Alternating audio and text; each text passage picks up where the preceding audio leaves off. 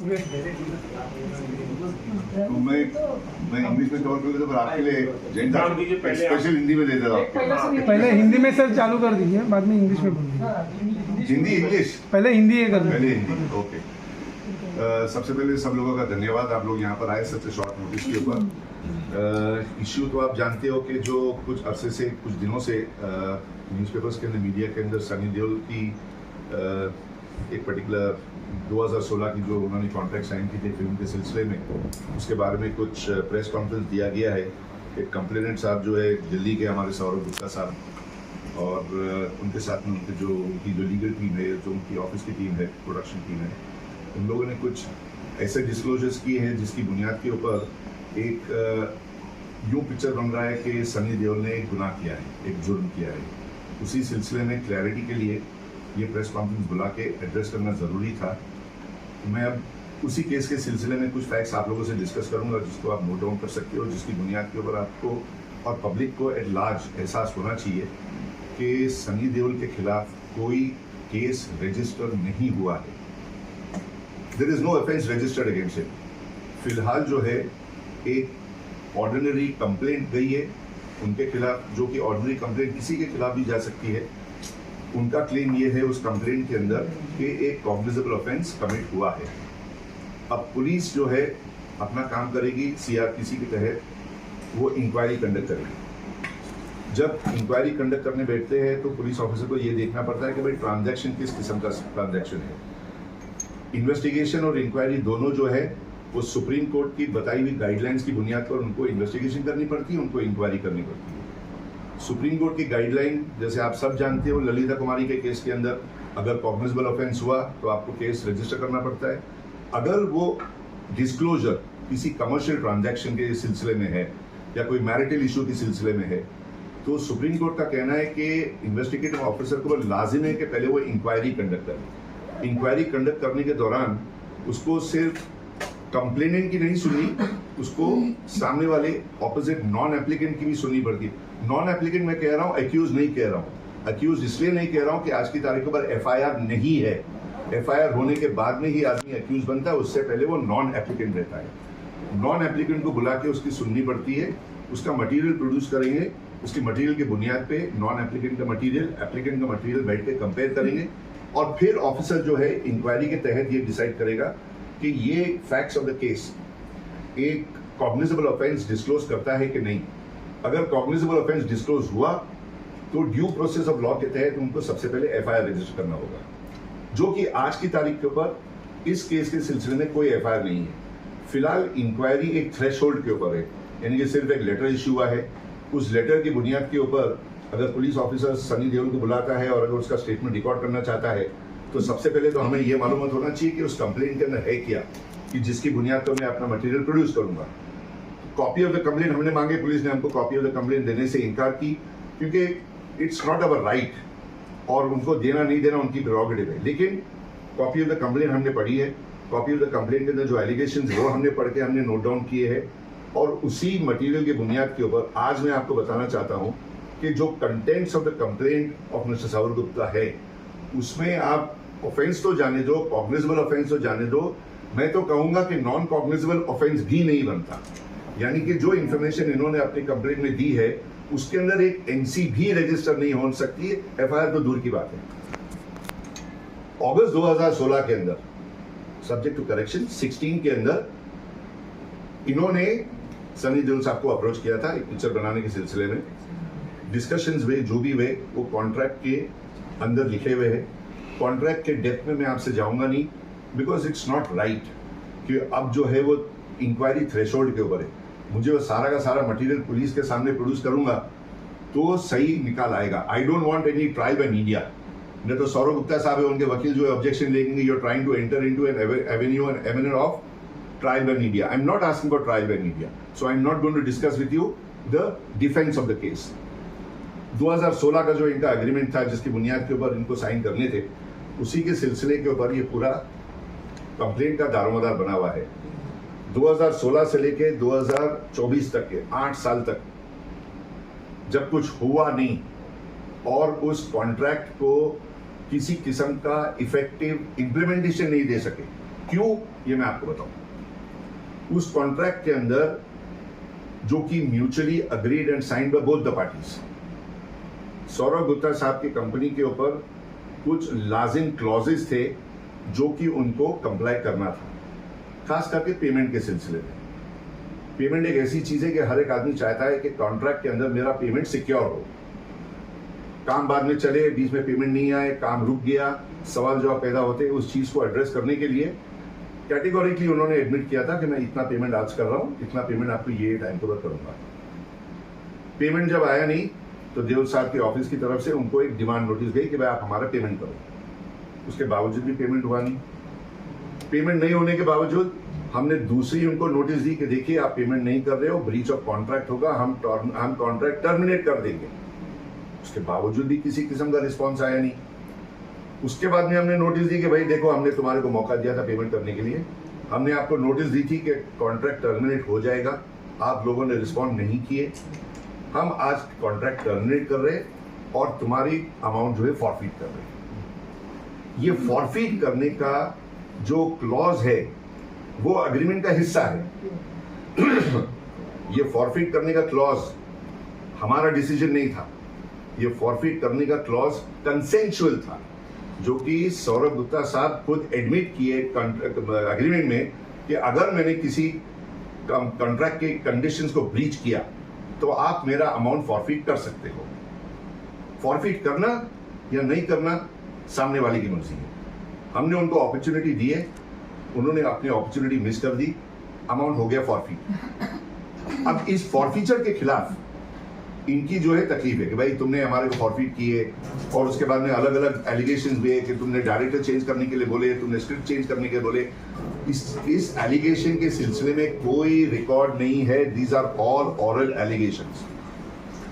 अब कानूनी तौर के ऊपर सौरभ गुप्ता साहब क्या कर सकते थे और उनको क्या करना चाहिए था, जो कि उन्होंने नहीं किया, लेकिन इस केस को एक क्रिमिनल कलर देकर आर्म ट्विस्टिंग टैक्टिक्स के मुताबिक पैसे एक्सटॉर्ट करने का एक अटेम्प्ट है। यह हमारा केस है।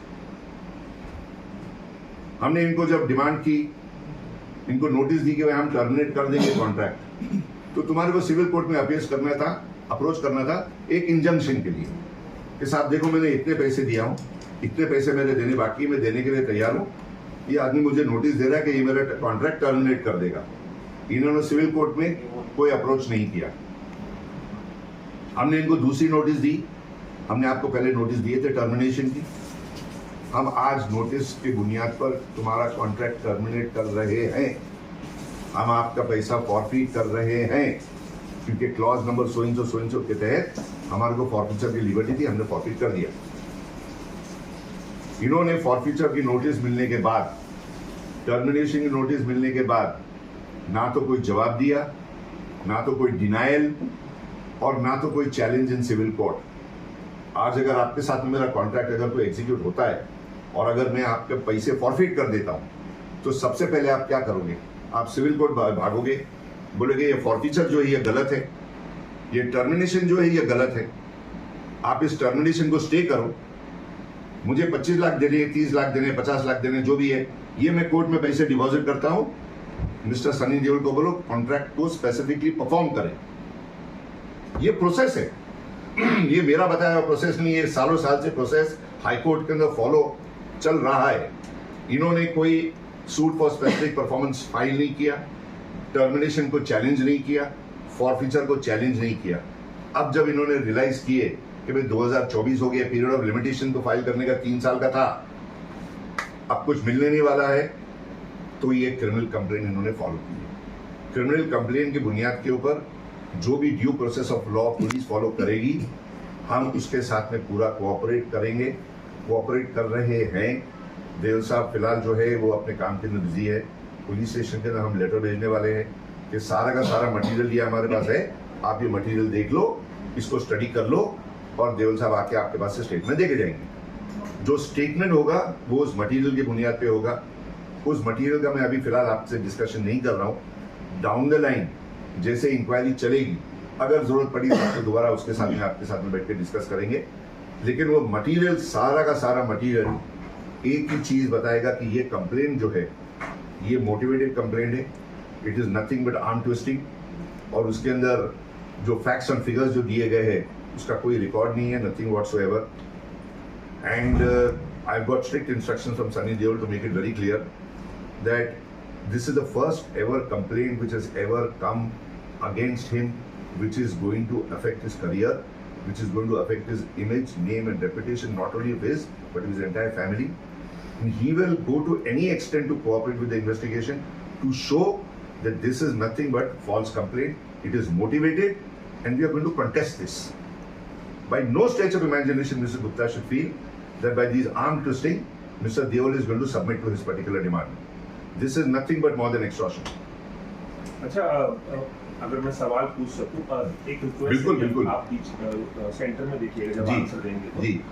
एक सवाल उनका कहना है सौरभ गुप्ता का, जब हमारी बात हुई थी तो जो कॉन्ट्रैक्ट था उसमें से एक पन्ना बदल दिया गया है आप लोगों की तरफ से, और उसमें फीस भी बढ़ा दी गई थी फिल्म की और प्रॉफिट भी बढ़ा दिया गया था, और उसमें तमाम तरह के उसमें क्लॉज डाल दिए गए थे. उनका ये कहना है, तो एक फॉर्जरी है, अशोक सरावगी जो उनके वकील है ये कहना है कि आप लोगों ने कॉन्ट्रैक्ट ही बदल दिया, वो मेन जो पन्ना था जिसमें तमाम शर्तें होती हैं. देखिए, ये एलिगेशन एकदम फॉल्स है, ठीक है. अब मैं उसकी अगर सफाई देने जाऊंगा, अगर मैं उसका सफाई देने जाऊंगा तो it is going to be giving the defence. मैं क्यों डिफेंस दूं? सनी देओल जब इंक्वायरी के अंदर पार्टिसिपेट करेंगे, सारा का सारा मटेरियल प्रोड्यूस कर डालेंगे ना आपके सामने. वो भी मैं कॉन्ट्रैक्ट प्रोड्यूस करवाऊंगा पुलिस के सामने, जो कि कॉन्ट्रैक्ट साइन करने से पहले इन्होंने लेके गया था, कहा था कि मेरी मिसेज साइन करेगी ये कॉन्ट्रैक्ट. वो कॉन्ट्रैक्ट की कॉपी आज तक हमारे पास वापस लौटाई नहीं गई है. हमारे पास जो कॉन्ट्रैक्ट की कॉपी है, it is only signed by Sunny Deol, it is not even signed by him or his wife on behalf of Sundown. तो उसके अंदर पन्ने चेंज करने का सवाल कहां से पैदा होता है? पन्ने चेंज करने का एलिगेशन है ना, तो वो डिसीजन ना तो ऑफिसर ले सकता है, ना तो मैं ले सकता हूं, और ना तो सौरभ गुप्ता ले सकता है. वो तो एक फॉरेंसिक एक्सपर्ट ही लेगा ना, हैंडराइटिंग एक्सपर्ट के पास जाएगा, ओपिनियन के लिए आएगा. ओपिनियन लाने दो, पता चल जाएगा क्या सच है क्या झूठ है. एट दिस स्टेज मैं सिर्फ इतना बोल सकता हूं कि ये एलिगेशन फॉल्स है. आपको कुछ कहना था? मैं विशाल राणा हूँ, मैं सनी जी को रिप्रेजेंट कर रहा हूँ. मैं उनके साथ पिछले 9 साल से काम कर रहा हूँ और मेरी ये 2 फिल्में कर चुका हूँ. एक 2019 में आई थी ब्लैंक करके, एक मैंने अभी ख़त्म की है जो अनटाइटल्ड फिल्म है. एंड मैं सनी जी को बड़े क्लोजली जानता हूँ पिछले 9 साल से, और मैं इस केस में जो केस हुआ है और जो आदमी आया था सौरभ गुप्ता, मैं वहाँ भी इन्वॉल्व था. मैं अराउंड था, उन्होंने मुझे हेल्प करने बोला था कि इनकी फिल्म बनवाइए. बैठे थे तो जो ये एलिगेशन बोले हैं मैं उसका विटनेस हूँ. मैं वहीं बैठा था जब ये केस और ये अग्रीमेंट साइन हुआ था. सनी जी ने साइन किया, 2 विटनेस थे वहाँ पे, एक सनी जी की साइड से, एक सौरभ जी की साइड से. उन्होंने लास्ट मिनट कॉन्ट्रैक्ट चेंज करवाया था वहीं बैठ के हमारे सामने, और ये बोला था कि मेरी वाइफ डायरेक्टर है, वो यहाँ है नहीं बॉम्बे में, मैं ये लेके जा रहा हूँ खुद, और मैं आपको मंडे को वापस भिजवाऊँगा विद द मनी. उसके बाद ना तो कॉन्ट्रैक्ट आया, ना वो खुद वापस आया, ना पैसे आए. ये सोची समझी उनकी वो थी प्लानिंग, विच हमें नहीं पता चला कि ऐसा कुछ होगा. जो लास्ट मिनट उन्होंने सब चेंजेस कराए थे. रही बात पैसों की, पैसे जो भी थे जो बोले वो डिस्कस थे, वो मेल पे थे. सनडाउन को मेल किए थे, मैं भी उस पर मार्क था, because I was representing Sunny ji in that contract and in that film. वो जो भी बोल रहे हैं वो बेबुनियाद है, और मैं इसलिए बैठा हूँ बिकॉज मैंने सनी सर के साथ बहुत काम किया है. मेरी 2 फिल्में बिना किसी प्रॉब्लम के हुई.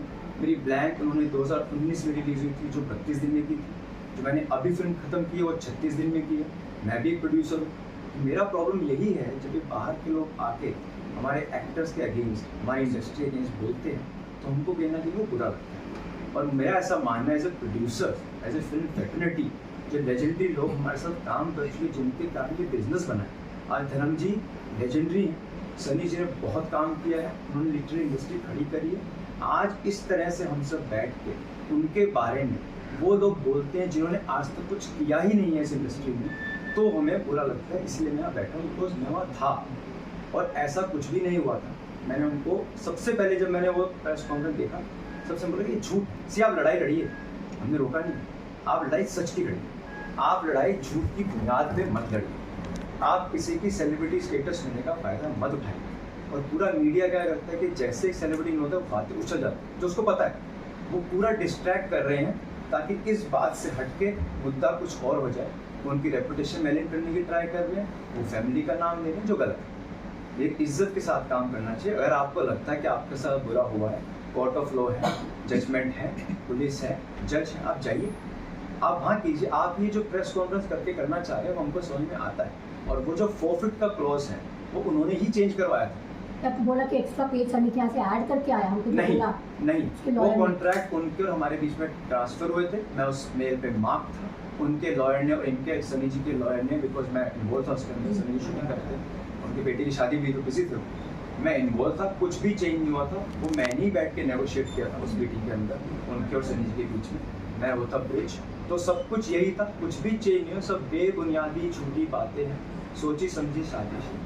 उनको मैलिन करके ताकि आम किस्म से हम एक्सटॉर्शन करते जो आप किसी की रेपुटेशन ऐसे सब मार्केट में मीडिया में नहीं उछाल सकते। एक सवाल रिजवान जी आपसे कि उनका कहना है सौरभ गुप्ता का कि 2016 में ऑफर था फिल्म बनाने का, और 2016 से 2023 तक जब भी इस फिल्म की बात होती थी शुरू करने की, तो सनी सर ने पैसे लेने के बावजूद वो फिल्म ना शुरू हो इसके लिए बहुत सारे बहाने बनाए। 3 डायरेक्टर्स बदले गए, बार बार कहानी बदली गई, बार बार राइटर्स बदले गए, लेकिन उनकी फिल्म शुरू नहीं हुई। लेकिन 3-4 ओकेशन में वो पैसे सनी देओल मांगते रहे और वो पैसे देते रहे, और 2,55,00,000 रुपए उनके अकाउंट में है, जिनका डॉक्यूमेंट भी वो दिखा रहे हैं, और बोल रहे हैं कि उनको लॉस जो हुआ है वो तकरीबन 25 करोड़ का हुआ है। इसीलिए तो मेरा एलिगेशन है एक्सटॉर्शन का। मैं एक बोलना चाहता हूँ, प्रोड्यूसर बोलना चाहता हूँ, जब भी हम एक्टर को साइन करते हैं बिना स्क्रिप्ट के और डायरेक्टर के, तो वो क्या होता है कि हम उस एक्टर के पास जाते हैं, बार बार उनको कहानियाँ सुनाते रहते हैं जब तक वो हाँ नहीं बोलते। जब आपने साइन किया था, और ये कोई भी इन्वेस्टर बाहर से आता है जो अपने आप को प्रोड्यूसर्स बोलते हैं, सब इन्वेस्टर फाइनेंसर्स हैं, ये प्रोड्यूसर्स ही नहीं। प्रोड्यूसर का काम होता है कहानी लेकर जाना, एक डायरेक्टर को बिठाना, उनसे एक्टर के कंसेंस लेना कि सर या मैडम ये पिक्चर करना चाहते हैं, क्या आपको स्क्रिप्ट पसंद है, क्या आप ये डायरेक्टर काम करना चाहते हैं। आपने एक्टर को पैसे देके साइन किया है, जबकि आप आए थे उनके पास, वो तो आपके पास नहीं आए होंगे, जाहिर सी बात है, आप कहीं से मिले होंगे, किसी ने मिलवाया होगा, आपने उनको पैसे दिए इस एवज में कि हम एक कहानी लेके आएंगे जो हम दोनों अग्री करेंगे। और आप जब फिल्म प्रोड्यूसर हो ही नहीं, तो आप किसी न किसी डायरेक्टर को मिलते होंगे या किसी के सहारे जाते होंगे, और हर एक साल में, आप सब लोग मीडिया से हैं, हर एक साल में कहानियाँ, उनके तरीके, जॉनर चेंज होते रहते हैं। अगर मैं बोलूँ कि 2016 में मैंने एक कहानी सुनाई थी और 2020 में मेरा एक्टर काम करेगा, तो मुझसे बड़ा बेवकूफ़ कोई नहीं है। बिकॉज आज समय बदल रहा है, 2019 में चलता था वो आज नहीं चलता है, उनको छोड़िए। अगर आज हम प्रोड्यूसर हैं, हम अगर बिना कहानी के, बिना डायरेक्टर के एक एक्टर को साइन करते हैं, तो हम उससे जबरदस्ती फिल्म नहीं करा सकते। तो ये जो फिल्में हैं वो लाते रहे और वो कुछ डायरेक्टर से मिलते रहे, जो सनी जी को लगा कि ये फिल्म मेरी नहीं है, मैंने प्लान की है उनके साथ, लेकिन मैंने कहानी और डायरेक्टर के साथ साइन किया। जो हम सबसे पहले अश्विनी चौधरी को साइन किया था, 2016 की बात है, because I knew about it. Ashwini Chaudhary के कास्टिंग धीरे धीरे अश्विनी आउट हुआ, फिर दूसरा कोई डायरेक्टर आया, कि कोई I forgot the South Indian name बताया। Yeah right, so what happened no, उसमें होता क्या मैम कि आपने कंपनी खोली, अश्विनी चौधरी उसके शायद वो थे सीईओ वगैरह, वो आते थे, ओवर अ पीरियड टाइम उन्होंने कंपनी बंद कर दी बॉम्बे में, तो अश्विनी जी ने वो कंपनी छोड़ दी, फिर कोई और आया, फिर कोई और आया। तो इससे साफ साफ जाहिर होता है कि प्रोड्यूसर को क्लैरिटी नहीं है कि बनाना क्या एक्टर के साथ। आज हम प्रोड्यूसर में पता है कि किस एक्टर के पास क्या बनाना है। मैंने सनी जी की तीसरी पिक्चर कर रहा हूँ, मुझे तो आज तक प्रॉब्लम नहीं है। तो पहले हम कहानी लेके जाते हैं, डायरेक्टर देते हैं, वो बोलते हैं हाँ ये पिक्चर हम करते हैं आपके साथ एज ए प्रोड्यूसर, चाहे वो सनी जी हो चाहे कोई भी एक्टर हो। आज देओल साहब के साथ में तीसरी पिक्चर कर रहा हूँ, मुझे क्यों नहीं प्रॉब्लम आई, मैं भी तो प्रोड्यूसर हूँ और बाकी प्रोड्यूसर भी हैं। आज सनी जी का 10 फिल्में और सब लेजिट बड़े बड़े प्रोड्यूसर काम कर रहे हैं, वो साउथ के हों या नॉर्थ के हों या हिंदी के हों या साउथ इंडियन हो, और हम सब काम कर रहे हैं। हम सब वो प्रोड्यूसर हैं जो फिल्में बना रहे हैं। ये जो लोगों ने प्रेस कॉन्फ्रेंस किए ये वो लोग हैं जिन्होंने फिल्में बनाई नहीं है, और जो बना नहीं रहे वो घर बैठे हैं। उनका काम यही है कि कैसे एक्सटॉर्शन करा जाए। ऐसे बहुत सारे लोग हैं अलग अलग लेवल पर एक्सटॉर्शन करते हैं, कभी प्रोड्यूसर से करते हैं तो कभी एक्टर से। तो इसका जवाब यही है कि उनके पास कहानी थी नहीं। फिर सनी जी ने खुद 2000 जब लास्ट ईयर वो आए, ये कहानी उन्होंने सुनी थी, इनका कोई लेना देना था इस कहानी से। सनी जी ने बोला एक कहानी है जिसमें प्रोड्यूसर फाइनेंसर अटैच नहीं है, तो आप हाँ जी कोई पिक्चर थी कि विशाल ये लोग आ रहे हैं, इनको प्रोड्यूस करना आता नहीं है, तो इनको हेल्प कर दे। मैंने सर ठीक है, मैं पिक्चर ऑलरेडी मेरी फ्लोर पे थी उनके साथ, इसलिए मैं उसमें इन्वॉल्व था। ये लोग फाइनेंसर हैं, उनको एक कहानी सनी जी ने ही दी। अगर काम करने का इंटेंट ही नहीं था तो वो आदमी या वो एक्टर आपको कहानी क्यों देता? और आपको मेरे सामने सनी जी ने बोला था कि मैं पैसे वापस करता हूँ, आपने बोला नहीं सर, सनी जी हम आपसे बहुत प्यार करते हैं, आप हमारे आइडल हैं, आपकी फिल्में देख के हम बड़े हुए हैं, हम आपके साथ काम करना चाहते हैं, इसलिए हम आपसे पैसे वापस नहीं चाहते। लेकिन This one, ये भी कहा has the police station called Sunny Deol? They have sent a notice to him. They have sent a notice to him. After receiving the notice, we conveyed to them. We are going to write another letter to them. So he's out as far as professional work is concerned because there is a commitment which he has to comply with. But all the necessary documents are being compiled. Even before he goes, we are going to hand over the documents to the officer so that the officer is able to see. Now the officer has read the document which is in the form of a complaint of Saurabh Gupta. Now when we give him the documents, he will go through our documents also. He'll have a fair idea of what the case is. And then he'll prepare a questionnaire on the basis of which he has to question Sunny Deol. Will Sunny be filing a defamation case also? That I can't make any particular commitment right now. But replying to my brother friend Mr. Jain here, that out of 2.25 crores or 2.55 crores, now he's expecting 25 crores. So this is nothing but extortion. आप 2016 से लेके 2023 तक या 24 तक 2.5 करोड़ रुपए का investment भी देखोगे तो 24-25 करोड़ रुपए नहीं होते. इंपॉर्टेंट थिंग इज कि आज अगर मैंने 2.5 करोड़ रुपए कहीं पे इन्वेस्ट किए, मेरी एक्सपेक्टेशन थी कि भाई मैं 25 करोड़ रुपए कमाऊंगा.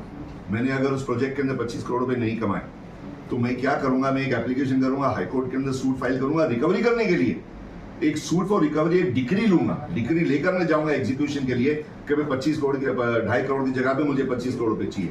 कोर्ट डिसाइड करेगी भाई 25 करोड़ रुपए नहीं होते, 15 करोड़ रुपए होते, 10 करोड़ रुपए होते.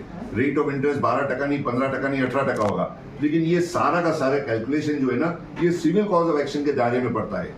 क्रिमिनल कल्पेबिलिटी के नाम के ऊपर नहीं. You can't give it a criminal colour. एक और सवाल कि सुनील दर्शन भी एक प्रोड्यूसर हैं जिन्होंने कई फिल्में, बड़ी फिल्में बनाई, जानवर, जले बुने हुए. उनका कहना है कि 1996 में film Ajay I. He is my schoolmate, so I can tell him anything. Ajay film आई थी, उसके overseas distribution right Sunny sir ने. Ravi ji, can we keep it to the current matter and not old matters? See, Jain, I'll tell you one thing. As far as Sunil Darshan is concerned, partial payment. सुन रहे 2 minute. Sunil दर्शन का जो मसला है, इससे पुराना मसला है, 2016 से पहले का मसला है. It is something which is sub judice. It is not a part of this complaint, and I've got no instruction to comment upon that. Because I may comment upon it, Sunil will not like it. He is my batchmate, he is my schoolmate. I would like to please stay away from it. Talk to me about this case. मैं सब सवाल कर देता हूँ. वो matter अभी सब जुड़े से, उस चीज को हाथ नहीं लगाओ. Vishal, you Vishal, mentioned you about the also film. entered, you also entered as a producer and you were supposed to invest for that I was project, which supposed to Janam invest. Bhoomi and I was supposed to invest. and you didn't invest a single penny. No. So he took back. He said No. कि पहले विशाल No. पे करे और आप you are just a dummy. No, no. So what happened? We were supposed to invest half. हम दोनों काम कर रहे Sir, यहाँ थे. थोड़ा- और हमारा जो कॉन्ट्रैक्ट भी था वो दोनों के साथ था सनी जी का. The day of execution of the contract, he came down, flew down himself.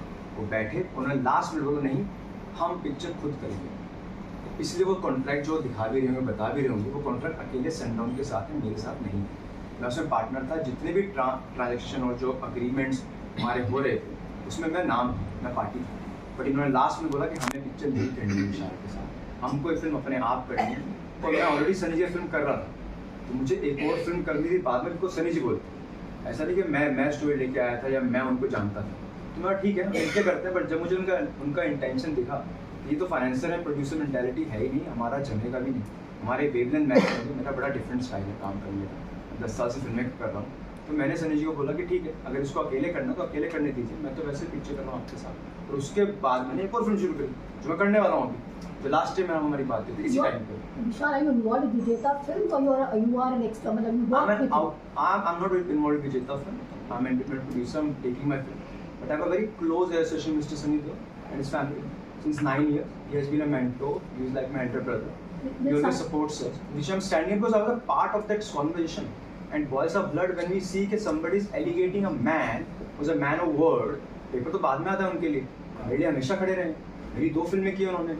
कभी कोई प्रॉब्लम नहीं आया, कभी लेट नहीं आए, कभी उन्होंने पैसे ऐसे जो बोल रहे हैं मंगाए हो या मांगे हो, कभी नहीं मांगे. और जो बात पैसे मांगने के बार मांग रहे थे, ये तो हो ही नहीं सकता. आप पैसे तब मांगते जो आप एक सर्विस के लिए जाते हो, आप एक फिल्म शुरू करना चाहते हो. तो एक्टर के एक ब्रांचेस होते हैं. वो जो ट्रांस था उसका जब पिक्चर शुरू होने वाली थी. और ये जो वो क्लॉज बोल रहे हैं उन्होंने खुद डलवाया था कि अगर आप शूट पे नहीं आए तो पैसे वापस करोगे. जो सनी सर ने बोला कि विशाल डू इट. हमने उनको बोला कि हम दे देंगे पैसे वापस अगर हम नहीं आए, लेकिन अगर आपने पिक्चर शुरू नहीं करी तो हम पैसे वापस नहीं देंगे. That was fair. And he did not start the film. He vanished. But उनका कहना है कि वो फिल्म शुरू करना चाहते थे और सनी सर ने बार बार डायरेक्टर राइटर और तमाम चीजें बदलवाई. उनका डायरेक्टर राइटर एक साइन है, उन्होंने उसको पैसे दिए होंगे, उसका नाम मनोज नोटिया जो फिल्म बना रहे थे. हमने EP साइन किया जो है राहुल गांधी.